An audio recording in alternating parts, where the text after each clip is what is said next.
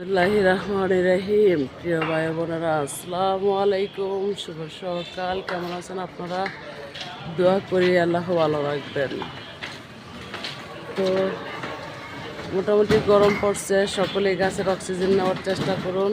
1 ঘন্টা 10 minute 20 minute আধা ঘন্টা শাকসবজি খান, তরি তরকারি খান, সবুজ সব কিছুই ব্যবহার করুন।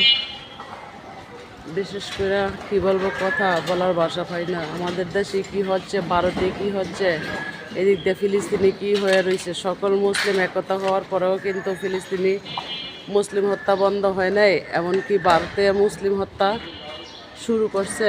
বাংলাতে কি হচ্ছে, চতুর্দিক দিয়ে অরাজক দেখিয়া মনে হচ্ছে না যে অনলাইনে আর বসবাস করি, অনলাইন আর চালাই, যে এতটাই খারাপ লাগতেছে।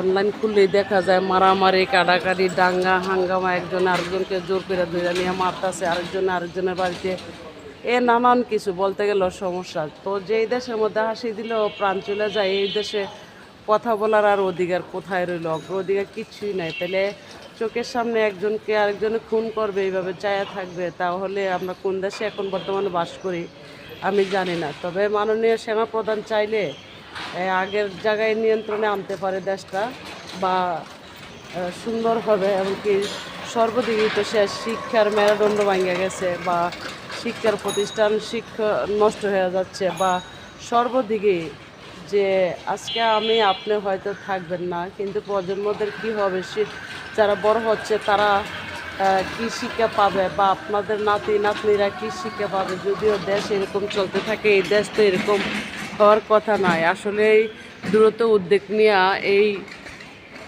বিষয়ে নিয়ন্ত্রণ করা জরুরি আমি মনে করি। আসলে অনলাইনে যা দেখতেছি, দেখার পরে এগুলো বলতে হলে ভালো লাগে না। মারামারি, কাটাকাটি, দাঙ্গা হাঙ্গামা, চুরি ডাকাত, ছিনতাই, এগুলো কি মানে এদিকে ভারতে কি হচ্ছে এবং ফিলিস্তিনি কি হচ্ছে, মানে দেখলে মাথা নষ্ট। মানে আসলেই অনলাইনে কি থাকবো কি থাকবো না, এমন একটা ভাবনায় আছে বর্তমানে, যে এতটাই খারাপ লাগে চোখের দেখা। এগুলা কি করার আছে, মানে বুঝে শেষ হইতেছে।